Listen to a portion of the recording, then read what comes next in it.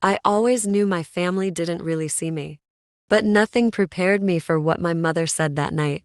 She leaned back in her chair, eyes sharp and cold, and told me, "Don't expect anything from us." Daniel smiled, actually smiled like he'd been waiting years to watch me fold. But I didn't break. I stayed completely still while the room shrank around me. My name is Rebecca, and for most of my life, silence was survival. Growing up in a small house in Seattle meant thin walls, heavy expectations, and love that felt like rations. Daniel always got the bigger piece, bigger slices of cake, louder, the best of everything. I got the leftovers. Independence became my armor. I worked late shifts, saved every dollar, and learned never to ask for help. The only exception was Grandpa. Steady, patient. The one person who didn't treat loving me like a chore. His house smelled like pine and old books, and he listened to the parts of my life I dared to confess. But that winter dinner felt different. From the moment I walked in, the air was heavy, as if everyone already knew the script except me. By the time Mom began her speech about the future of this family, the room was already tilting towards something none of them saw coming. Because when she told me not to expect anything, she didn't know. She had one person who had been listening all along. Dinner moved on like nothing had happened. At least for them. Mom bragged about Daniel's future responsibilities. Daniel boasted about achievements he never earned. And I let their words fade into static. But Grandpa, he was watching. When I met his eyes, I didn't see pity. I saw decision. Quiet, simmering disappointment. Not at me, but at them. I noticed his hand drift to his coat pocket, then pause. He was waiting. Later, in the kitchen, Mom followed me. Not to apologize, but to reinforce her decree. "You're not upset, are you?" I answered calmly.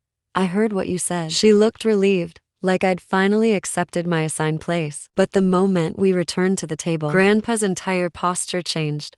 He placed both hands on the wood, straightened, and cleared his throat, the room falling silent under the weight of it. Then he reached into his pocket and pulled out a thick, worn envelope. Daniel frowned. "What's that?"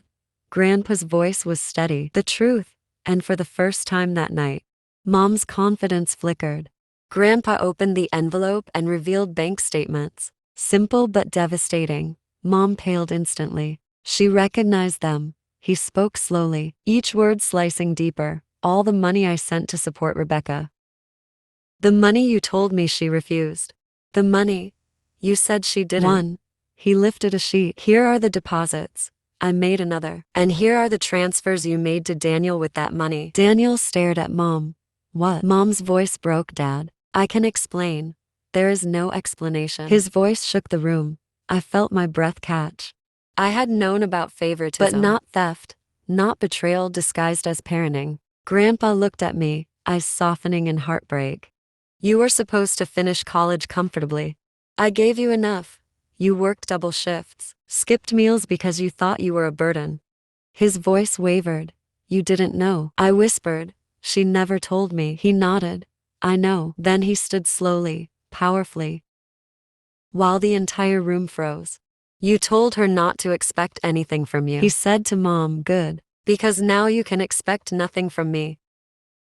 Grandpa pulled out a second envelope, new, crisp, sealed. "My updated will," he said. Mom shook her head violently. "That no. Daniel needs to grow up." Grandpa snapped. "And you need to face the consequences of your choices." He placed the envelope directly in front of me. "Everything goes to Rebecca. Everything effective immediately."